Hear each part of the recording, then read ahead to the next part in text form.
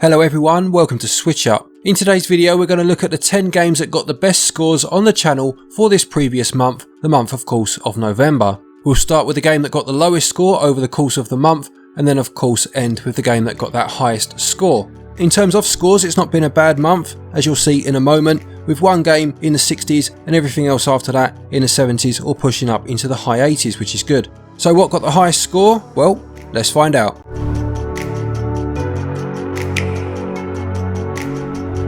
Coming in 10th place for the month was Bakugan Champions of Vestroia. This is of course based on the popular franchise and sees you collecting and battling your Bakugan against opponents. In terms of the main battles in the game, they do look impressive initially with some nice animations from the Bakugan as they fight each other, but the main gameplay mechanic is slightly odd. You need to collect hexagonal power-ups to essentially charge your Bakugan and then use your skills against your opponent. This leads to your character basically running around the screen collecting these as the Bakugan do their thing in the background. If you're a fan of the show, you may be absolutely fine with this, but Mark found that it affected the gameplay and felt that this game was very much aimed towards young children in terms of the simplistic mechanics. It is quite a long game and does have online multiplayer, and if you do have young children, especially fans of the show, they'll absolutely love it, but there were also some major bugs in terms of the power-ups and some just strange gameplay choices, as I've mentioned, plus it is very expensive. Overall though, not a bad game, and it got a SwitchUp score of 66%.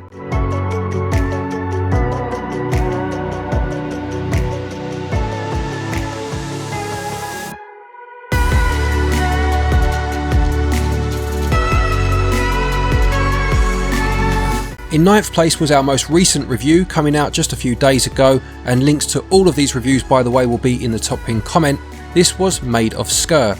This is a survival horror game set in a first person view, with the story taking place in 19th century Britain. You play as Thomas Evans as he investigates a mysterious letter he's received from his girlfriend, travelling to their family hotel, Hotel Sker, to find out what's been going on. This basically boils down to an interesting survival horror game where the enemies that you will face are sound based. They can hear you but they cannot see you, so you will need to creep around them, pressing a button to hold your breath when you need to, and you also pick up a defensive device later that will disorientate them by emitting a strong sound. You will explore the hotel Resident Evil style, picking up maps and key items as you go further in, and the game is a lot of fun.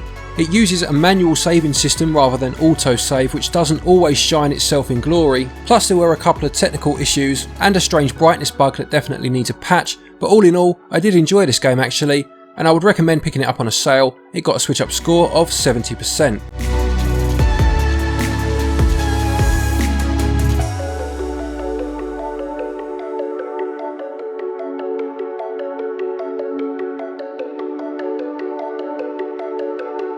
In 8th place for the month was Tropico 6. This classic building and construction series finally made an appearance on a Nintendo console with this newest entry. New to the series was the ability to have archipelagos rather than just one single island to build on, and there was a story mode where you followed El Presidente's rise up to becoming the dictator of Tropico, as well as a sandbox mode. It's incredibly in-depth, being the full-fat version of the game, but technical issues definitely held it back, especially in handheld mode when I reviewed it. At times the frame rate dropped so low, it was almost like a stop motion video.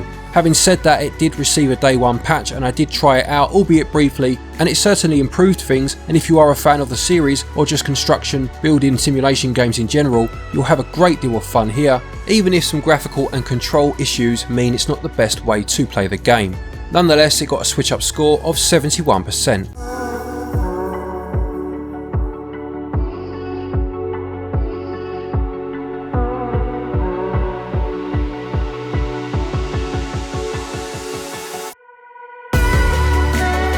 In 7th place for the month, another quite recent review, this was Star Renegades. This comes from the team behind Halcyon 6, a very good game that's also on the Switch, and this was an action-adventure game with roguelite elements, but is much more forgiving than most games in the genre, granting you a lot of permanent upgrades which will help you develop your character and move on through the game. It has an action-based combat system taking place on a timeline where you can use attacks to disrupt, counter or break your opponent's moves, therefore moving them further back along the line and delaying the amount of time before they actually get a turn to hit you. It's quite similar to another game we reviewed a month or so ago called Other Side in that respect.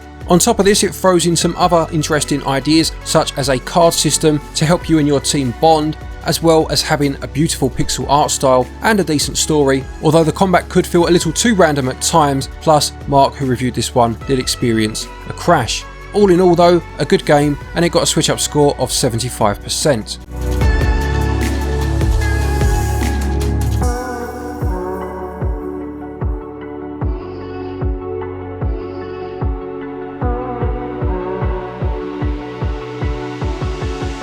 Coming in at number 6 for the month then was the Serious Sam collection. Now this kind of dropped without much warning and includes Serious Sam the First Encounter, Serious Sam the Second Encounter and Serious Sam 3. These intense first person shooters, very much based on reactions and taking out hordes of enemies, play just as well and are just as much fun as they were back in the day.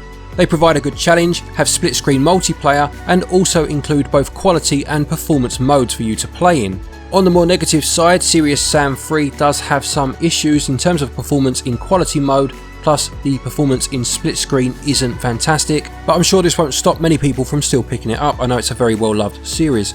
On balance, it received a SwitchUp score of 79%.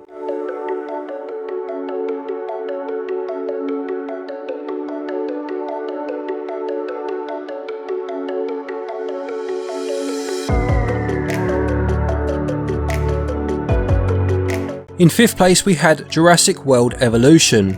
This park building simulation game came to the Switch having been on other consoles for a couple of years, and to its credit is a fantastic mix of simulation gameplay and its Jurassic Park license. It makes use of the controls very well, which is always great to hear for a simulation game on a console, and includes a huge amount of content. Visually, some of it looks fantastic. The dinosaurs in particular can look great at times. Docks can look quite impressive, but handheld mode, very similarly to Tropico 6 earlier, doesn't fare so well. Now again, like Tropico 6, this did receive a day 1 patch which did improve performance and improved handheld mode a tad, but it's still the weaker way to play, which is a shame because if you're like me, the whole reason for having games like these, the simulation games on the Switch, would be to play them in handheld. The price can be a bit of a barrier, it doesn't have a physical release like it does elsewhere, but the positives definitely outweigh the negatives and it got a SwitchUp score of 81%.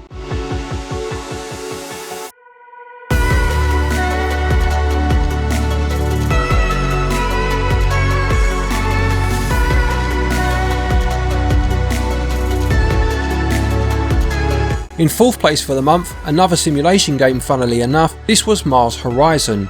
This game was created with the developers actually collaborating with the European Space Agency to make sure it was authentic as it could possibly be, and sees you trying to build a space agency and take them through the eras of the space age, starting in 1957 and potentially rewriting history. It does include some elements that you would expect in a simulation game. You do have to build up your space agency, but this is a minor part of the game and it's more based around building the various parts of the rockets and the payloads to launch into space and complete various missions. Being the first to do so of course builds your prestige.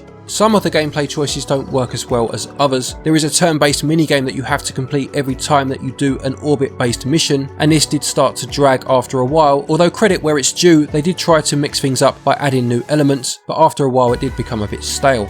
It sells for a decent price and you'll certainly get your money's worth out of it if you have any affinity for construction simulation games, or space in general of course, and it got a SwitchUp score of 84%.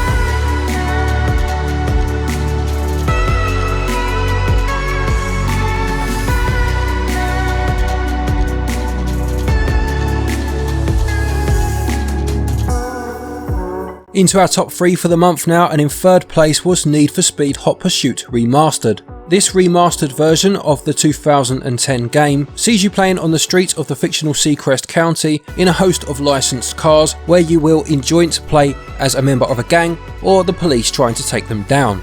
The campaign mode has some of the DLC that was released back in the day included as standard. The racing is just as good today as it was back then, and it does include cross-platform play, which is always great to see. It doesn't include split screen racing, which is unfortunate, albeit it does have online of course, and it is selling for cheaper than the Burnout Paradise remaster that came out a few months ago. With all things considered, it got a SwitchUp score of 85%.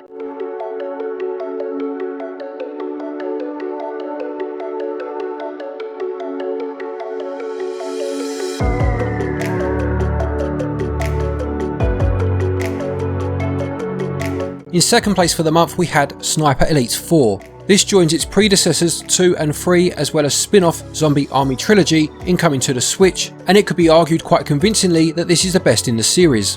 It makes use of excellent open levels, uses a very impressive netcode online, and also looks the part to be fair, and Mark and I played a good few hours of this one online to test it for the purposes of this review, and not only does it hold up incredibly well, but it's a huge amount of fun to boot. There is the occasional glitchy moment which is unfortunate, and it doesn't include the DLC, which considering it's come out later than it did elsewhere is always nice for them to do, but on the whole still a fantastic game, one of the best of the month, and it got a SwitchUp score of 86%.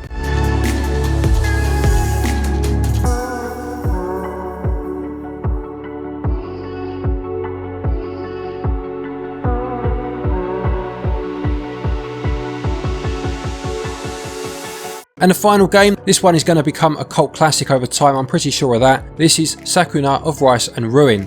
In this game you play as Sakuna, the daughter of the harvest goddess and the warrior god, who has become a bit of a brat to be perfectly honest, and is banished from the celestial realm and sent to an island to rid it of monsters. She is joined by a team of humans who she must look after, and this basically equates to a very interesting gameplay setup, which is part action adventure hack and slash and part farm simulator. To elaborate a bit more, you go out to fight monsters and find resources that you must then give to the humans to help build up the farm and use as ingredients for meals to keep everyone fed, but you must then grow the rice, and this part of the game is simulated to the finest detail, and the better the rice you grow, the stronger you become. Whilst games such as Rune Factory have of course spliced these two genres together before, I've never seen them so intrinsically linked as they are here. You must focus on both equally if you want to succeed. This is a wonderful game, and it got the highest score of the month, a SwitchUp score of 88%.